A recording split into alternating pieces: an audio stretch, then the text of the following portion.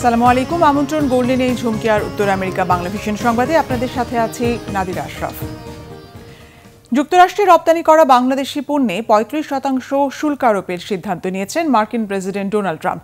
এটি আগামী ১ আগস্ট থেকে কার্যকর হবে। এ বিষয়ে বাংলাদেশের অন্তর্বর্তী সরকারের প্রধান উপদেষ্টা ডক্টর মোহাম্মদ ইউনূসের কাছে চিঠিও পাঠিয়েছেন মার্কিন প্রেসিডেন্ট। সোমবার নিজের সামাজিক যোগাযোগ মাধ্যম ট্রুথ সোশ্যালে এই ঘোষণা দিয়েছেন তিনি। হোয়াইট হাউসের ৯০ দিনের শুল্ক বিরতির সময়সীমার শেষ পর্যায়ে এসে এমন ঘোষণা দিলেন ট্রাম্প। এর আগে ৯ জুলাই থেকে শুল্ক কার্যকরের কথা থাকলেও সেটি পিছিয়ে ১ আগস্ট নির্ধারণ হলো। বাংলাদেশের ছাড়াও মোট ১৪টি দেশের উপর নতুন করে শুল্ক হার নির্ধারণের ঘোষণা দেওয়া হয়েছে। দক্ষিণ কোরিয়া ও জাপান থেকে আমদানি করা পণ্যে নতুন করে ২৫% শুল্ক হার নির্ধারণ করেছে ট্রাম্প প্রশাসন।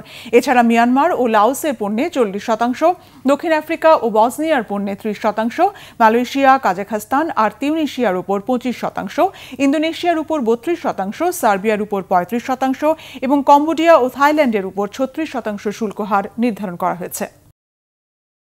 গাজায় যুদ্ধবিরতি কার্যকরের মধ্যস্থতা চলাকালে নতুন জটিলতা তৈরির পথে হাঁটলেন ইসরায়েলের প্রধানমন্ত্রী বেনিয়ামিন নেতানিয়াহু।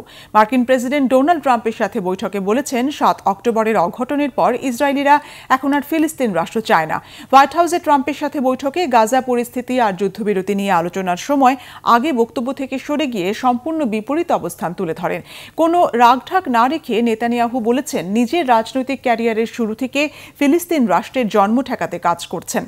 আর ৭ অক্টোবর ইসরায়েলের হামাসের হামলার পর ইসরায়েলিরাও এখন ফিলিস্তিন রাষ্ট্র চায় না। প্রেসিডেন্ট ট্রাম্পকে নোবেল শান্তি পুরস্কারের দিকে আবেদন করেছেন উল্লেখ করে এই বিষয়ক নথি হস্তান্তর করেছেন নেতানিয়াহু।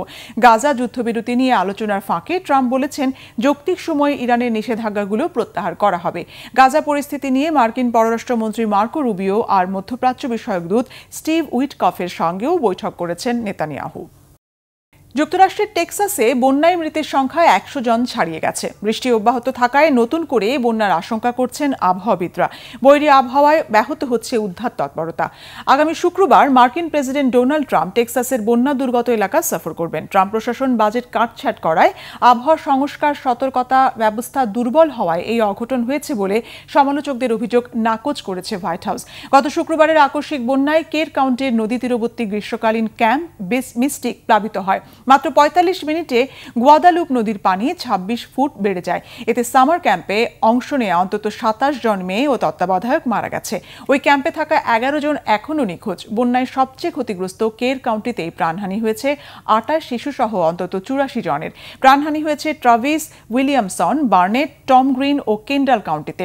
বর্তমান পরিস্থিতিতে নিখোঁজদের উদ্ধারে সর্বোচ্চ গুরুত্ব দেওয়া হচ্ছে বলে জানিয়েছেন টেক্সাসের সিনেটর টেড ক্রুজ।